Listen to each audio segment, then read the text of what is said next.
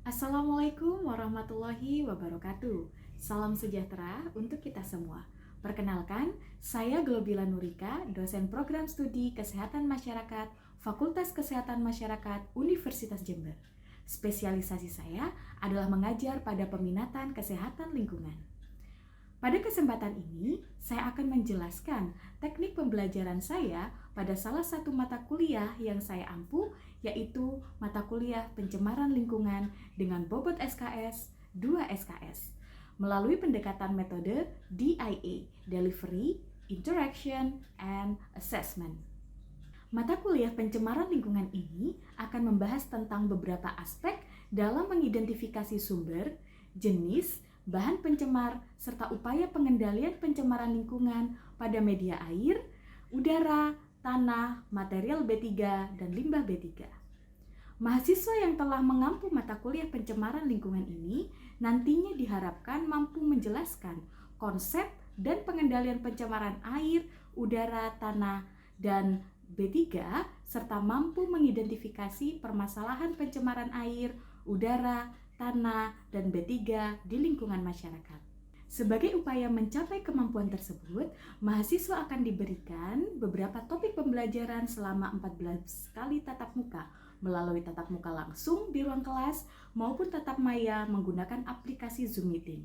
Adapun topik pembelajaran yang disampaikan kepada mahasiswa diantaranya adalah pengantar pencemaran lingkungan yang meliputi sumber, jenis, bahan pencemar di tanah, air, dan udara, pencemaran tanah dan pengendaliannya, pencemaran air dan pengendaliannya, pencemaran udara dan pengendaliannya, baik di udara indoor maupun outdoor, serta pencemaran B3 dan pengelolaannya. Setelah kita tahu deskripsi singkat mata kuliah pencemaran lingkungan ini, selanjutnya saya akan menjelaskan tentang teknik pembelajaran saya dengan menggunakan metode DIA. Metode yang pertama yaitu delivery.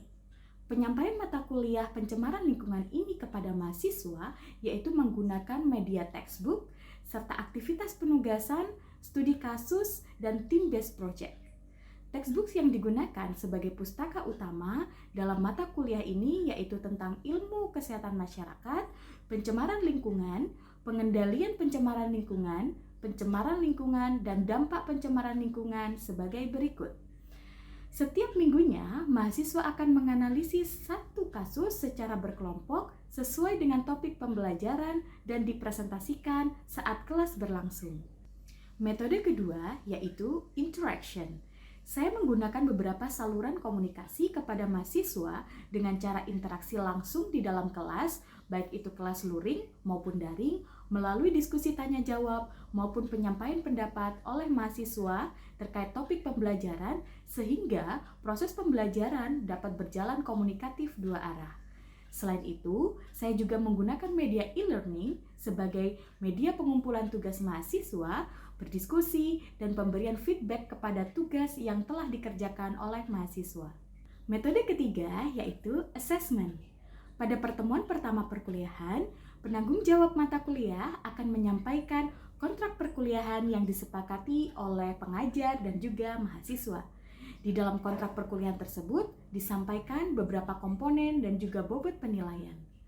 Komponen penilaian tersebut meliputi aktivitas studi kasus, team-based project, tugas, UTS, dan UAS. Dengan demikian, mahasiswa dapat menyusun strategi untuk mengikuti perkuliahan pencemaran lingkungan ini secara lancar dan mencapai nilai yang memuaskan. Berikut adalah contoh kesepakatan persentase bobot penilaian pada masing-masing komponen penilaian pada mata kuliah pencemaran lingkungan. Selanjutnya, saya akan menyampaikan cuplikan proses pengajaran saya pada mata kuliah pencemaran lingkungan ini secara online melalui aplikasi Zoom Meeting. Terima kasih Bu Bila atas kesempatannya. Sebelumnya, Assalamualaikum warahmatullahi wabarakatuh. Waalaikumsalam warahmatullahi wabarakatuh. Yang terhormat Ibu Bila selaku dosen pengampu mata kuliah pencemaran lingkungan dan teman-teman yang berbahagia. Di sini saya selaku moderator pada presentasi kali ini dengan topik pencemaran udara indoor dan outdoor. Di mana presentasi kali ini akan dibagi menjadi dua bagian, yaitu bagian pertama pencemaran udara indoor, berisikan presentasi materi, kemudian dilanjutkan studi kasus, di mana masing-masingnya 10 menit. Kemudian setelah pemaparan materi dan studi kasus, dilanjutkan dengan sesi diskusi selama 20 menit. Kemudian dilanjutkan lagi ke bagian kedua, yaitu pencemaran udara outdoor. Mekanismenya masih sama, yaitu untuk bagian 10 menit pertama untuk pemaparan presentasi materi dan 10 menit keduanya untuk studi kasus, lalu dilanjut dengan diskusi. Kemudian pada sesi terakhir yaitu akan diberikan kepada Ibu Globila untuk penjelasan akhir. Nah, berdasarkan beberapa studi kasus yang dijelaskan, jumlah kendaraan bermotor yang meningkat akan berakibat pada bertambahnya emisi di udara, sehingga dapat menurunkan kualitas udara ambien. Faktor meteorologi seperti cuaca, suhu, dan kelembaban udara juga mempengaruhi kualitas udara ambien. Suhu tinggi dapat menyebabkan bahan pencemar udara yang berbentuk partikel akan menjadi kering dan ringan, sehingga akan bertahan lebih lama di udara. Ketika musim kemarau, udara akan lebih kering dan polutan udara cenderung tinggi karena tidak terjadi pengenceran polutan di udara. Next. Untuk sarannya diperlukan pengendalian dan penanganan untuk mengurangi pencemaran udara outdoor. Salah satunya adalah penanaman pohon di sepanjang jalan dan mengurangi penggunaan kendaraan motor untuk mengurangi emisi udara. Oke, next. Berikut daftar pustaka yang kami gunakan. Sekian, terima kasih. Wassalamualaikum warahmatullahi wabarakatuh.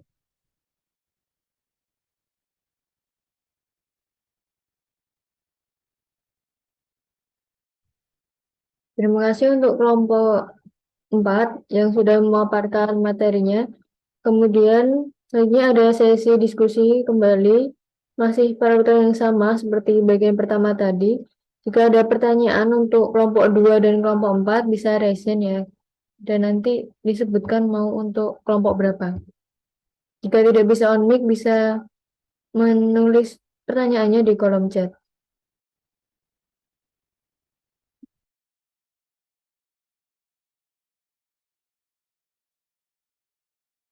Sudah ada satu penanya, kurang satu penanya lagi.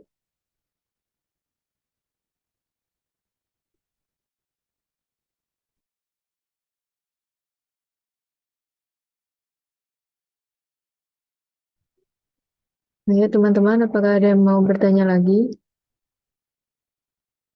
Mungkin bisa sembari menunggu untuk Letizia bisa menyampaikan pertanyaannya. Baik, terima kasih moderator. Izin bertanya kepada kelompoknya Vivi. Jadi saya mau tanya, tadi kan studi kasus yang disampaikan itu berkaitan dengan kendaraan bermotor atau transportasi yang menghasilkan beberapa emisi seperti CO dan SO2. Nah, kalau menurut dari kelompok Anda, sebenarnya dilihat dari studi kasus tadi itu, emisi gas apa yang paling banyak dihasilkan dari transportasi dan mana kira-kira gas yang paling berbahaya bagi kesehatan. Lalu yang kedua, tadi kan pencegahannya disampaikan kalau salah satunya dengan melakukan reboisasi. Tapi faktanya di daerah saya itu panas, tapi kendaraannya juga banyak. Namun pohon-pohon itu banyak yang ditebangi dengan alasan nanti kalau semakin rindang itu takutnya nanti mengenai pejalan itu takutnya apa ya? Kena pejalan gitu loh. Takutnya gitu. Jadi banyak yang ditebang malah. Nah, itu kira-kira penanganan yang tepat selain melakukan reboisasi itu apa? Terima kasih. Izin menjawab pertanyaan dari Lina tadi ya mengenai gas emisi buang mana yang paling berbahaya. Jadi semua gas emisi buang itu berbahaya, tapi yang paling bahaya itu karbon monoksida atau CO karena karbon monoksida ini senyawa yang paling banyak dihasilkan dari emisi buang, kemudian eh, itu gasnya tidak dapat terlihat dan dapat dihirup aromanya, tapi bisa menyebabkan keracunan hingga kematian sehingga biasanya disebut dengan eh, silent killer seperti itu.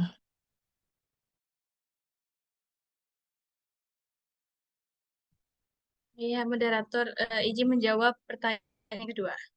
Kan tadi karena di kotanya Leticia ini apa ya, pohon-pohon tuh ditebangi untuk mengurangi karena takut terjadi pohon tumbang begitu ya Leti ya. Iya, Vivi.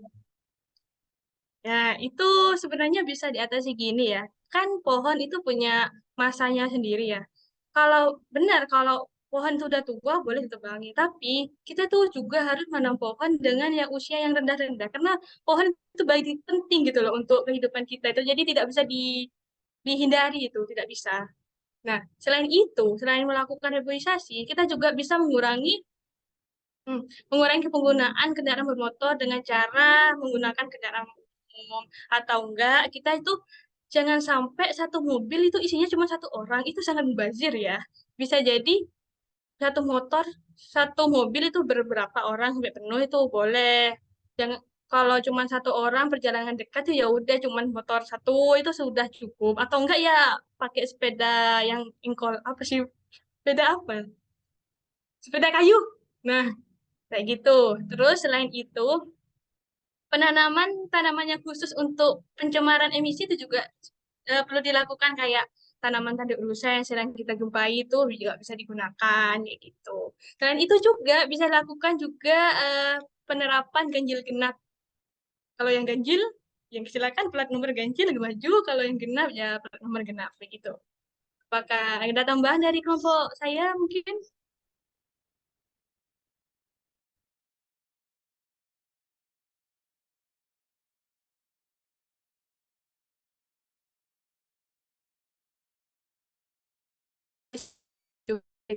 Mungkin bisa ditanyakan ke Leti, moderator. Bagaimana untuk penanya? Apakah ada feedback lagi? Ya, sudah cukup, moderator. Terima kasih, kelompok 4 jawabannya. Baik, Terima kasih untuk para kelompok presentan ya. Kita beri virtual applause dulu untuk teman-teman semua gitu ya. Terima kasih sudah berdiskusi dengan baik ya, walaupun dimotivasi dengan Diami kayaknya sulit sekali. Mungkin masih ada bau-bau lebaran ya. Gitu ya, masih tertinggal ininya. Euforia lebarannya ya. Oke, baik. Kemarin saya sudah share materi ke Diami gitu ya. Insya Allah semua yang sudah disampaikan oleh beberapa presentan tadi itu sudah mewakili apa yang sudah saya tuliskan dalam PPT gitu ya. Ada beberapa tadi yang beberapa diskusi gitu ya terkait dengan udara indoor maupun outdoor itu sudah dijawab dengan baik, cukup baik oleh para presentan. Nah, sore ini adik-adik sekalian kita berdiskusi terkait dengan sumber jenis bahan polutan dan juga pengendalian pencemaran udara ya, dan disajikan dengan studi kasus dari beberapa jurnal yang sudah disampaikan oleh presentan.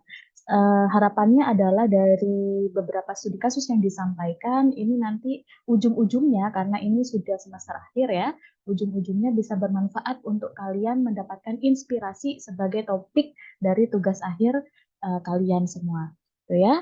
Oke, sebelum saya lanjutkan gitu ya untuk mereview kembali gitu materi-materi yang sudah disampaikan oleh teman-teman kalian tadi ada beberapa pertanyaan yang perlu saya perkuat gitu ya jawabannya terkait dengan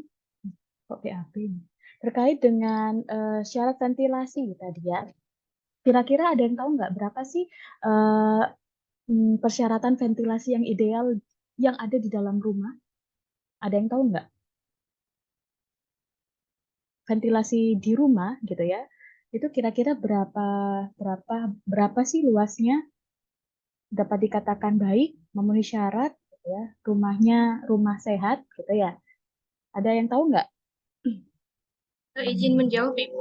Ya. Setahu saya itu 1/10 dari luas lantai ruangan. 1/10. Kalau di persentase berapa berarti 1/10? 1, gitu ya. Oke, baik. Ada lagi? Sudah ya. Kayaknya yang kuliah ini hanya beberapa ya. Yang lainnya semoga nggak tidur ya. Oke. Baik, untuk persyaratan ventilasi tadi ditanyakan apakah berbeda gitu ya atau sama untuk rumah yang ada perokoknya atau tidak ada perokoknya? Jawabannya harusnya sama gitu ya. Kriteria rumah sehat itu sama, nanti kalian acu dari Permen PU gitu ya. Permen PU nanti menyatakan bahwa ada 5% syarat ventilasi yang dia itu bisa dibuka tutup, ada yang 5% dia harus terbuka gitu ya. Totalnya ada 10% dari luas lantai. Itu ventilasi yang ideal untuk sebagai persyaratan rumah sehat gitu ya. Nanti bisa dicek di peraturannya, ada peraturan terkait dengan persyaratan penyehatan udara dalam rumah gitu ya. Nanti coba dicari di sana gitu ya. Ada beberapa faktor resiko yang menyebabkan beberapa penyakit yang akan diderita oleh manusia yang menghuni rumah tersebut jika tidak memenuhi persyaratan fisik udara gitu ya. Parameter udara kan ada yang kimia itu ya, tadi ada sulfur dioksida, terus yang fisik ada suhu kelembaban gitu ya, dan laju ventilasi. Nah, itu semua ada di peraturannya. Nanti silahkan kalian cek ya peraturannya. Setelah itu ada pertanyaan terkait dengan jarak pemukiman gitu ya, dengan TPA. Pemukiman warga dengan TPA untuk berpotensi untuk meningkatkan jumlah koloni mikroorganisme ya, tadi kalau nggak salah gitu ya. Nah, jawabannya adalah gitu ya. Saya sudah oke. Tadi jawabannya dari siapa ya tadi lupa. Itu tambah dikuatkan lagi gitu ya. Yang penting adalah kenapa sih semakin dekat jarak rumah masyarakat gitu ya, jarak pemukiman dengan TPA, maka semakin tinggi resikonya. Coba dilihat nanti di jurnalnya, apakah ada variabel ventilasi yang dia lihat dalam rumahnya. Lagi-lagi ventilasi ini berperan penting ya dalam mengendalikan efek pencemaran udara di dalam rumah atau di indoor, di udara dalam ruangan gitu ya. Nah, semakin dekat biasanya nih ya, tapi saya nanti bisa dilihat itu adik-adik sekalian artikel yang di acu ya sebagai studi kasusnya. Apakah ada variabel ventilasi? Saya rasa gitu ya, variabel ventilasinya itu tidak memenuhi syarat gitu ya, syarat sebagai rumah sehat sehingga mengakibatkan faktor resiko di dalam rumah, kelembaban dalam rumah, temperatur udara dalam rumah itu menjadi optimum untuk apa? Untuk perkembangbiakan mikroorganisme yang ada di dalam. Sehingga semakin dekat dengan TPA, potensi mikroorganismenya akan semakin banyak masuk ke dalam rumah. Tanpa ada ventilasi yang cukup, gitu ya, yang ideal, maka mikroorganisme yang ada di dalam rumah akan terus berkembang sehingga dapat mengontaminasi udara dalam rumah, mencemari udara dalam rumah, gitu ya. Efeknya tentunya bagi kesehatan itu sangat banyak ya. Tadi sudah disampaikan oleh beberapa presenter, gitu ya. Oke, sepertinya itu yang perlu saya kuatkan ya, adik-adik. Nah, selanjutnya kita balik ke materi gitu ya, materi PPT saya. Nah, harapannya di sini adik-adik setelah belajar nih ya, belajar terkait dengan materi pencemaran udara, baik itu indoor atau outdoor air pollution, dan juga mengkaji studi kasus ya, ternyata ada beberapa jurnal gitu ya yang kalian kaji. Nah, harapannya kalian dapat menjelaskan apa sumbernya, dari mana saja sumber pencemaran udara itu, jenisnya apa saja, bahan polutannya, dan juga bagaimana upaya pengendaliannya. Walaupun tadi upaya pengendaliannya yang sering banyak di-mention oleh teman-teman kalian adalah penegakan regulasi, terutama bagi udara yang ada di outdoor air pollution gitu ya. Oh ya, saya teringat tadi ada yang salah ngomong udara ambien ya, jangan sampai salah ya. Nah, udara ambien. Nggak tahu, saya dengarnya soalnya ada yang ambien gitu ya, jangan sampai salah istilah ya. Oke, baik. Nah, sebenarnya kalau ditanya ya, apakah oksigen merupakan komponen paling banyak di atmosfer? Jawabannya tidak. Walaupun sebagian besar makhluk ciptaan Tuhan gitu ya, itu menghirup oksigen, ternyata oksigen hanya sebanyak 21% gitu ya. Sisanya yang paling banyak 78%. dan selebihnya adalah beberapa parameter kimia yang termasuk sebagai polutan gitu ya, yang akan kita bahas sebagai pencemar udara gitu ya, baik itu di indoor maupun outdoor air pollution. Baik, nah ini adalah definisi pencemar udara. Sudah kalian tadi kelompok pemateri ya, kelompok yang menyampaikan materi pencemaran udara sudah sampaikan bahwa yang namanya pencemaran itu adalah suatu aktivitas dimasukkannya gitu ya, sengaja nggak sengaja ke dalam lingkungan sehingga parameter fisik, kimia, biologinya itu melebihi baku mutu lingkungan gitu ya. Itu adalah definisi pencemaran udara. Pencemaran kalau udara berarti media udara yang ditambahkan zat kimia gitu ya atau zat fisik lainnya sehingga dia melebihi baku mutu lingkungan. Efeknya apa gitu ya? Bisa terjadi beberapa gangguan terhadap keberlangsungan kehidupan makhluk hidup. Manusia bisa ada efek kesehatan, hewan dan tanaman mungkin bisa menyebabkan suatu perlambatan pertumbuhan gitu ya. Ada kerusakan properti, misal adanya sulfur dioksida di udara gitu ya, yang dia berikatan dengan oksigen yang ada di atmosfer sehingga nanti menyebabkan adanya hujan asam. Sudah tahu ya tentang hujan asam? Nah, nanti itu bisa menyebabkan efek-efek korosif pada beberapa properti gitu ya. Biasanya kalau pagar-pagar kalian yang dari besi gitu ya, wah karaten gitu ya, lebih cepat karaten sehingga dampak terhadap akibat pencemaran udara itu tidak hanya terhadap estetika, terhadap properti, tapi biaya yang dikeluarkan oleh ibu-ibu rumah tangga gitu ya, bapak-bapak rumah tangga untuk ngeceti tiap lebaran gitu ya. Jadi dia itu akan menyebabkan efek korosif gitu ya di jika turun gitu ya, turun ke membasahi kalau hujan asam membasahi kayak properti-properti gitu ya. Untuk vegetasi bisa ada perubahan morfologi, gangguan pertumbuhan gitu ya. Binatang juga ada efek migrasi gitu ya. Mungkin karena pemanasan global burung-burungnya atau ikan-ikannya itu bermigrasi gitu ya. Dari satu tempat ke tempat yang lainnya. Setelah itu estetika. Dan yang terakhir ini ke manusia ya, adanya morbiditas dan juga mortalitas bagi manusia. Nah, di sini mungkin adik-adik pernah dengar dengan istilah gangguan kesehatan SBS, sick building syndrome. Pernah dengar? Ya, ini biasanya diderita oleh pekerja atau kita bahkan ya. Ini biasanya yang ngekos nih, ngekos dengan ventilasi yang minim. Nah, saya pusing Bu, saya nggak bisa konsen kalau daring di kos-kosan. Iya, karena ventilasinya kurang, pencahayaannya kurang, lembab gitu ya.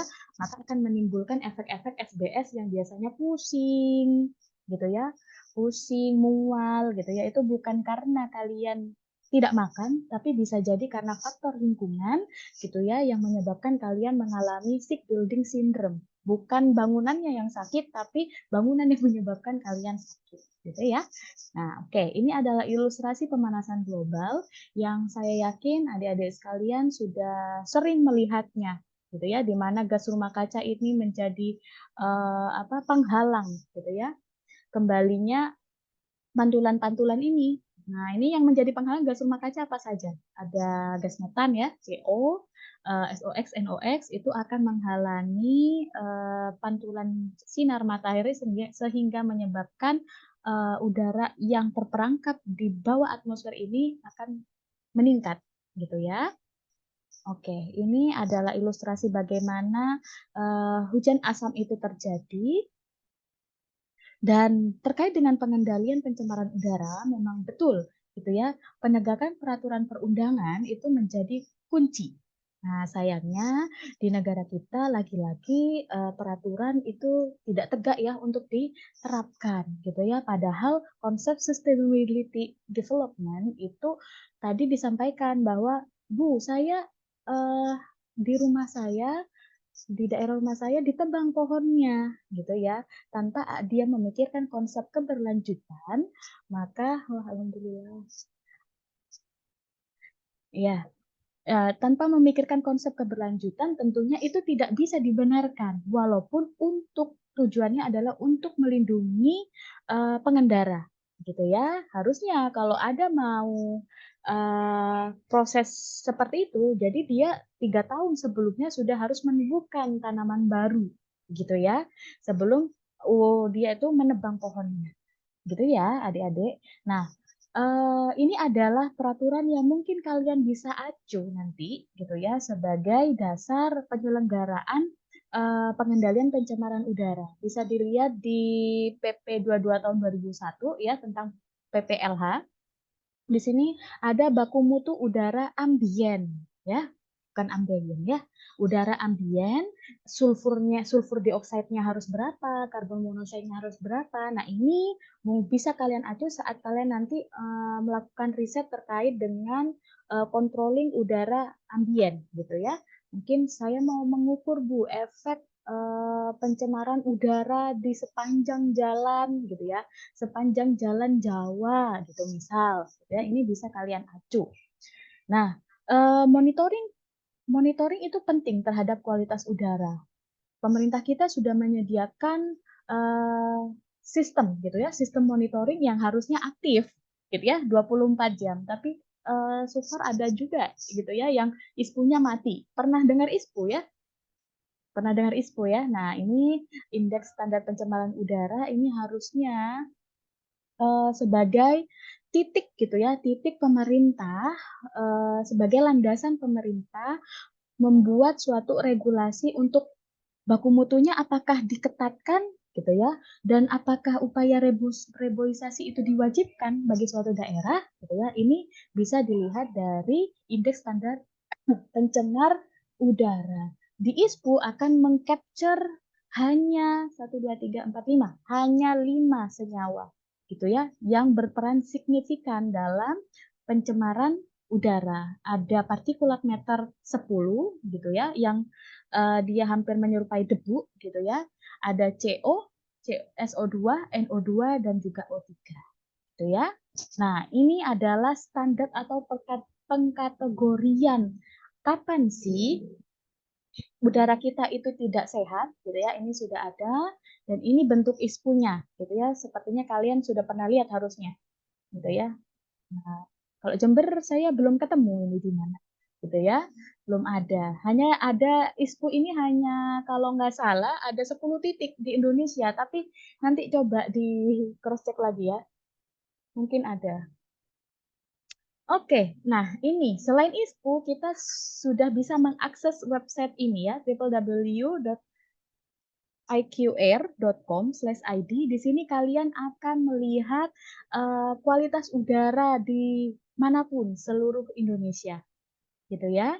Nanti apakah dia tercemar sedang, dia akan ada time series-nya kok adik-adik. Nah, ini bisa kalian gunakan atau acu sebagai penambah urgensi penelitian jika kalian ingin mengangkat tema pencemaran udara ambien sebagai topik skripsi kalian. Gitu ya, adik-adik ya.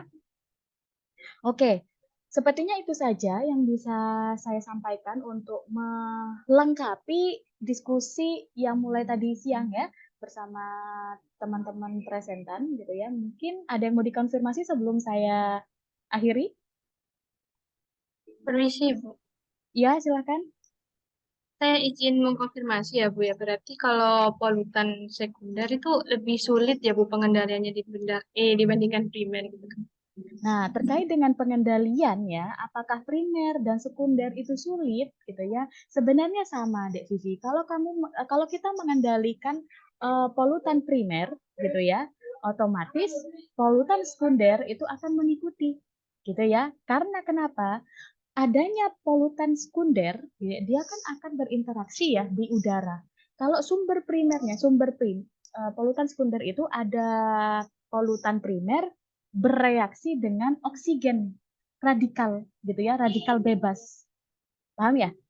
Nah, kalau nggak ada, kalau polutan primernya yang dikeluarkan itu minim, otomatis polutan sekunder tidak akan banyak dihasilkan di atmosfer gitu ya. Jadi nggak ada yang lebih sulit, sama gitu ya pengendaliannya gitu. Bisa dipahami nggak? Bisa, Ibu. Terima kasih. Ya. Demikian tadi cuplikan proses pengajaran saya pada mata kuliah pencemaran lingkungan. Terima kasih atas perhatiannya, semoga bermanfaat. Wassalamualaikum warahmatullahi wabarakatuh.